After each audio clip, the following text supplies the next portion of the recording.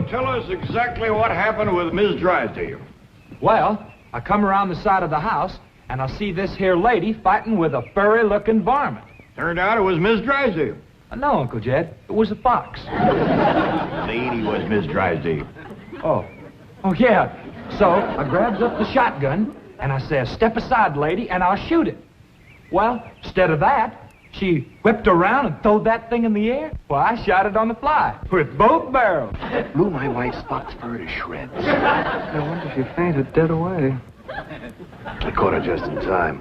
The chauffeur had to help me get her into the car. She was out like a light. She was stewed to the gills. You said it took 2 men to get her back in the car. You know, Jethro, could be that there fox was Miss Drysdale's pet. Why in tarnation would she want a sneaky old fox for a pet? 'Cause them kind of people are liable to do anything. What kind of people? Ask your pa. Well, I reckon I can't protect you from the ugly side of life forever. You see, Miss Drysdale is what city folks calls what was her husband called it, Granny? Hypochondriac. Yeah.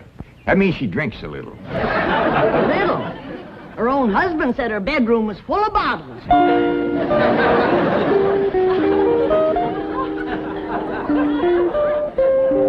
The doctor says she'll sleep for several hours. He gave her a sedative.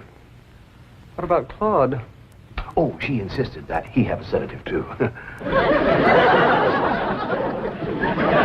Poor dog, he's probably the first canine hypochondriac. Well, let's be thankful for one thing, Mr. Drysdale. What's that? The tree outside the window. It completely obscures her view of the Clampett estate. Yes. And if that tree should ever lose its leaves and she gets one look at those hillbillies... It shall not happen. The Clampetts have agreed to accompany me to Palm Springs. Fine, fine. Now, you keep them there until I get Margaret back to Boston. Can do and will do. Maybe it's for the best that you know about that poor woman next door, Ellie. Now you can pitch in and help us get her cured. Yep. I'll need you to help find the makings from a sobering up mash. That's what I'll give her first. But Miss Jane said she was taking us to Palm Springs. Folks don't run off and leave the neighbors when he's in trouble. What are you going to need for your sobering up mash, Granny? Well, most of the stuff I got.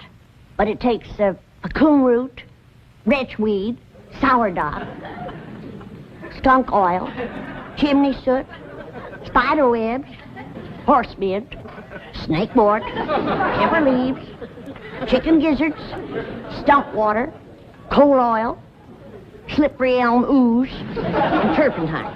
And a few more things that's secret. Oh, and the biggest toad you can find.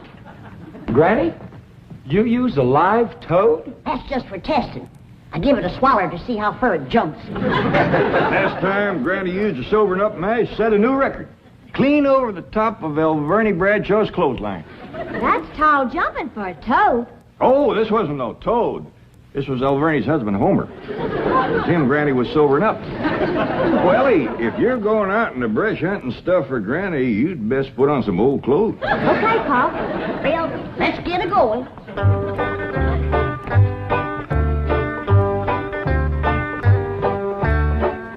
Oh, I pert near forgot. I have to have some goat's milk.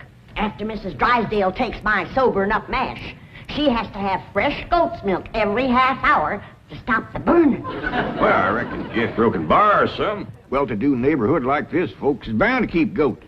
Everybody except us. We ain't even got a cow. Nor pigs neither. Nor chickens. We ain't even got nothing to pull a plow. You're supposed to be so dad blame rich. I'll bet we're the only family in Beverly Hills that ain't got a mule. I reckon it is high time I was stocking this place.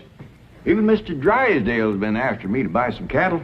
Well, good for him. Yeah, just the other day he says to me, Mr. Clampett, you got $25 million in cash.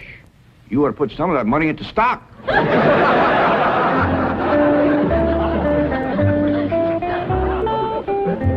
Well, we better get busy now if we're going to find... There goes that music again. Jethro, did you ever find out where that's coming from? No, sir, I didn't. Every time I went to looking for it, somebody always come to the door. This time I'm gonna find it for sure. Yeah, good hunting. Me and Granny will be figuring out what stock to buy.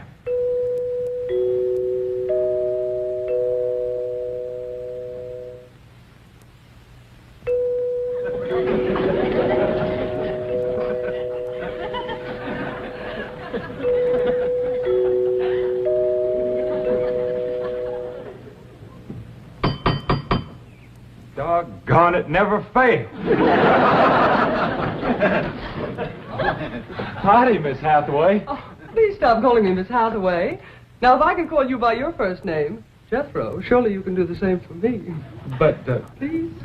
well, howdy, Miss Jethro. How about calling me Jane? I like that better. Well, are we all set to leave for Palm Springs? No, ma'am. Uncle Jed and me's going to town and buy some stock. Stock? Yes, ma'am. Mr. Drysdale, he told Uncle Jed he had ought to put some of his money into stock. He dictated a memo on that. But you needn't waste time driving into town. You can order your stock by telephone.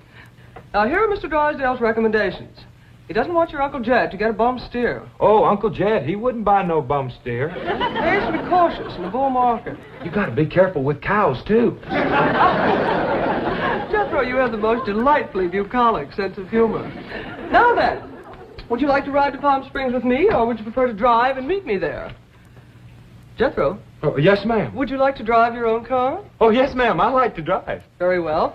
I have typed out explicit directions. I've even drawn a map showing the exact location of the hotel. They have a lovely pool, and... Jethro, Oh, yes, ma'am. I'm taking a bikini to Palm Springs. Is that faster than a train? Jethro, you dear naive boy. You shall see when we go swimming. You Tarzan. Me Jane. No, ma'am. I'm Jethro Bodine. I almost hate to see you change.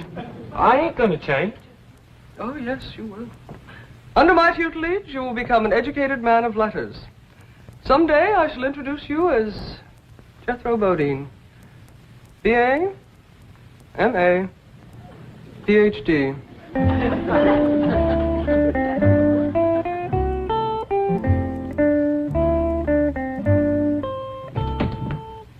Awful smart woman, but that ain't the way you spell Bodine. All I know is this is the kind of stock Mr. Drysdale thinks is good.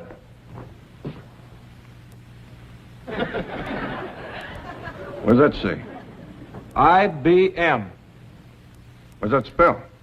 IBM. What's an IBM? I don't know. Next it's got, Us's. Us's? Well, that's what's wrote there. USS. That makes sense. Well, maybe it ain't Mr. Drysdale's fault. Just between you and me, that Miss Hathaway can't spell for sour grape. I don't need this list nohow.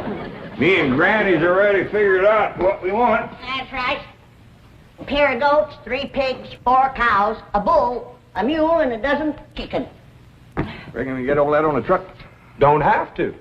Miss Hathaway says just call on the telephone and they bring 'em out. Oh, now, ain't that nice? Hello?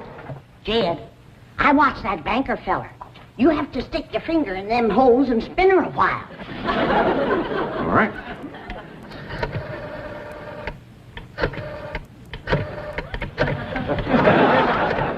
Reckon that ought to do it. Operator. Oh, howdy, ma'am. This here is Jed Clampett. I'd like to buy some stock. What number do you wish? Number? Oh, a couple of goats, 3 pigs, 4 cows, a bull, a mule, and a dozen chickens. I'll give you information. Well, thank you, ma'am. I appreciate all the information you can give me. It's the first time I ever bought stock on the telephone. Perhaps I'd better connect you with a supervisor. 2 heads is better than 1. Supervisor speaking. May I help you? Well, thank you, ma'am. This here is Jed Clampett. I'd like to buy some stock. Do you know the number you wish to reach? Well, that's more or less up to the animals. But the number I want to start with is a couple of goats, 3 pigs, 4 cows, a bull, a mule, and a dozen chickens. It sure is a dandy pin, Jethro. As soon as Ellie gets back from the Drysdale, she can milk this here goat.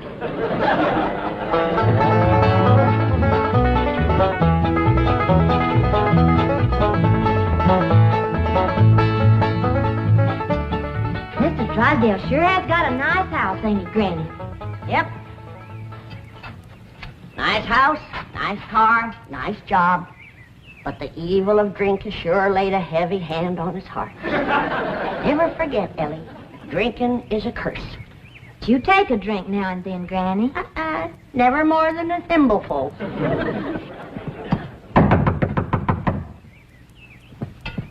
Oh, Ellie, you might have to hold Mrs. Drysdale while I spoon my sobering up mash down her.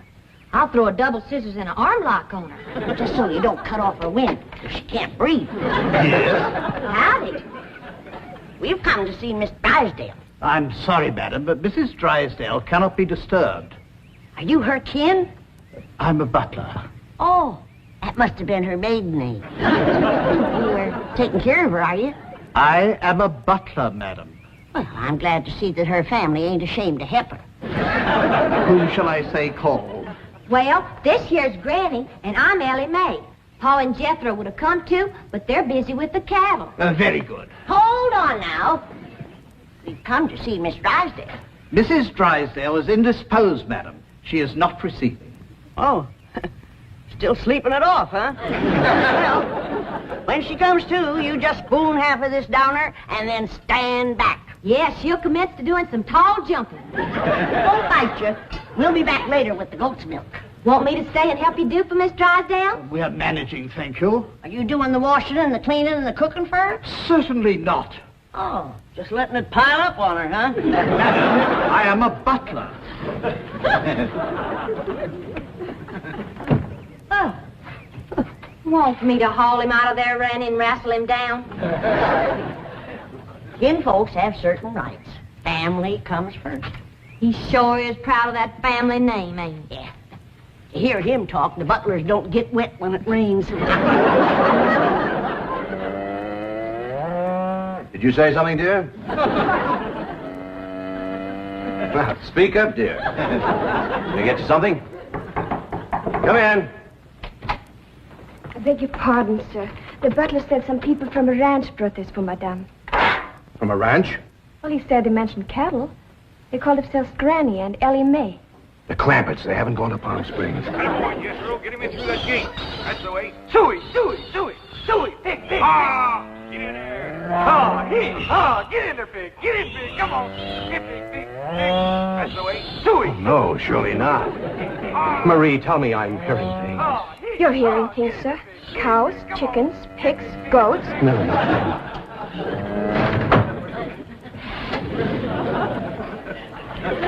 Anything I can do, sir? Pray, Marie. Pray.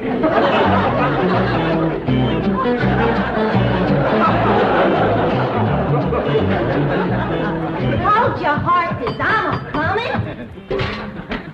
Oh, howdy, Mr. Drysdale. Did your wife take Marie? Where's your father? He's tending the cattle. He brought cattle into this beautiful estate? No, he called on the telephone, and some men brought him in a truck. Yes, sir. I'm just fixing to go milk the goats. Come on out to the stock pen. Stock pen.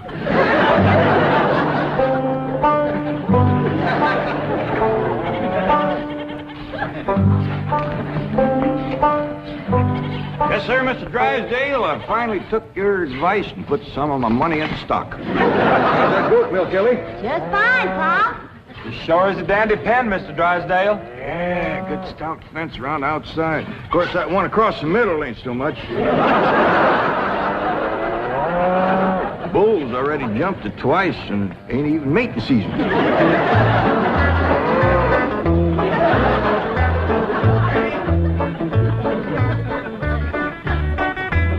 Got ourselves some mighty fine-looking stock. Of course, they need a little fattening up. Mr. Drysdale happy to see him? Granny, he was so happy he couldn't talk. He just kind of hung on a fence and made little gurgling noises in his throat. Well, that poor man has some joy coming to him. I'm glad to be able to help him to forget his trouble for a spell. Here's the goat's milk, Granny. Oh, good, Ellie. Now, you run that right over to Mrs. Drysdale. That sobering up mash smarts considerable unless you follow it up with fresh goat's milk. Ellie, Mr. Drysdale ever find his tongue? Yeah, Pa. Whilst I was milking the goat, I heard him kind of mumbling like he was giving thanks. He says, "Oh, what have I done to deserve this?" Lord love him. Ain't that pitiful? Oh, hurry, child, now hurry. You know, Granny, it gives a person a mighty good feeling to help a neighbor. You betcha. And he needs us, because his wife's kin ain't no help. Who's that? That high and mighty Mr. Butler, that's who came to the door when Ellie and me took the mash over. Wouldn't let us see Miss Drysdale. Well, now, you can't hardly blame him for not wanting folks to see it. Uncle Jed, the bull jumped that little fence again, so I tied him back over on his side. Where's Mr. Drysdale? I asked him to come in for some coffee. It was the funniest thing what happened to him. You know how he was hanging on the fence of the stock pen, kind of gurgling and mumbling happy-like? Yeah. Well, all of a sudden, he points up towards his house and says, "My wife, that's her window." Then he goes tearing off into the bushes like a bear was after him. She took some mash and he seen her jumping. Like Ellie is going to get there with the goat's milk just in time. Oh, Sonny, Sonny, your mumsy just had the most ghastly dream. I was going to see our new neighbors, the Clampetts, and suddenly this dreadful giant appeared with a huge gun and shot my beautiful fox fur. Isn't that the most dreadful... Claude, what are you eating? Oh, did Ravenswood bring my darling boy some nice fishy scraps? Claude. Claude! Marie, come and get Claude. What's the matter, dear? Claude, he's having a seizure or something. Is something wrong? Yes, Marie. Open the window. Yes, let's have some fresh air. No. You take Claude to the doctor. I'll get the window.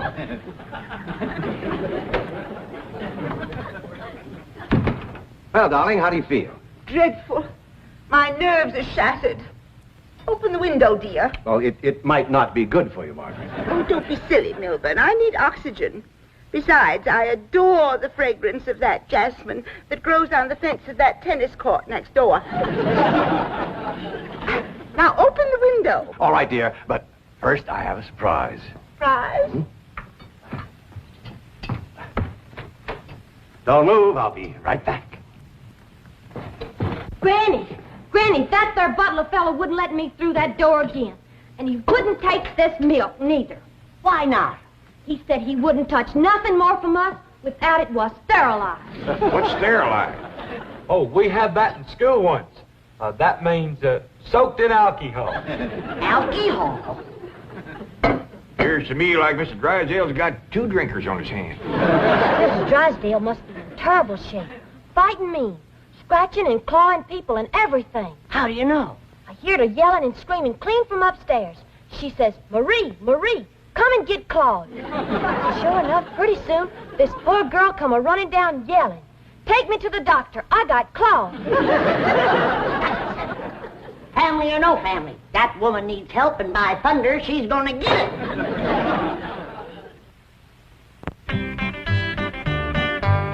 Surprise! Surprise! Milburn, have you taken leave of your senses? You know I'm much too nervous to watch television. But, darling, the doctors in Boston said your nerves were just fine. Those Boston doctors. They had the audacity to tell me that I was perfectly healthy. I said, I'm not paying you all that money to tell me I'm healthy. Milburn, I do not want to watch television. Well, you don't have to watch it, dear. Just listen. There's an exciting Western on. Weston, Milburn, shut that off and open the window. I will. Oh, there we are. Milburn, are you going to open the window or am I? I am, dear.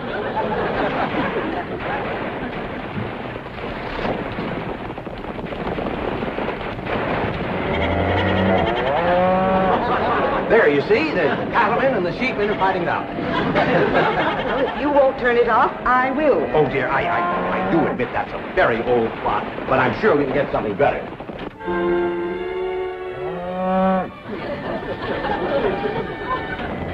That medical program, go back to that. Well, don't you think that's a bit depressing? I want the medical program. All right.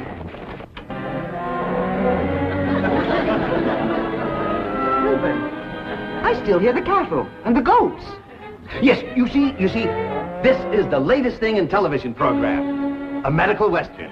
Medical western? Yes, I think it's called Sagebrush Surgeon. That's the window he pointed to right there. I've got to get some fresh goat's milk up to that woman some way. I could shinny up the tree and climb right in that window. Oh, Jethro, it ain't fitting for a man to be in a woman's bedroom. How about me? No, Ellie. You're too young to handle somebody wrestling in the grip of old John Barleycorn. I gotta get up there and have a goat handy to milk ever so often. I think I got it figured out, Granny. What? I'll get a rope, throw it over that limb, hoist you up to the window. Jethro, you get that Mr. Butler away from the front door. Then, Ellie, you take the nanny goat, lead it upstairs to her room for Granny. All right, Paul. But that little goat ain't gonna do nothing unless it's got that little chicken sitting on his back. That's all right. Raw egg ain't gonna do Mrs. Drysdale a bit of harm.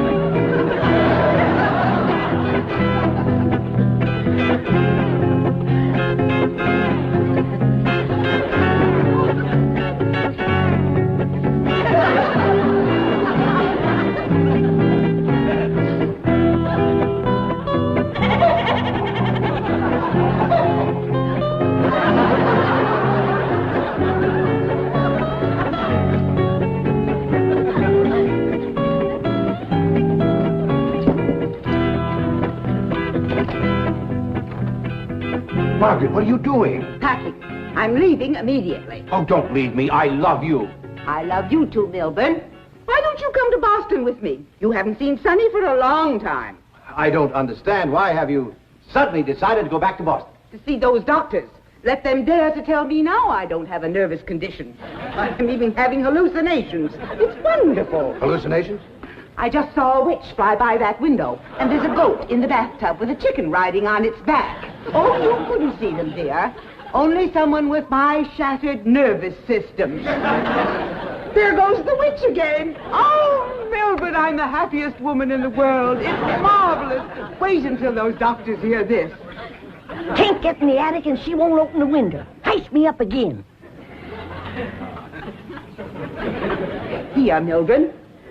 Let's have a vitamin toast to my coming triumph.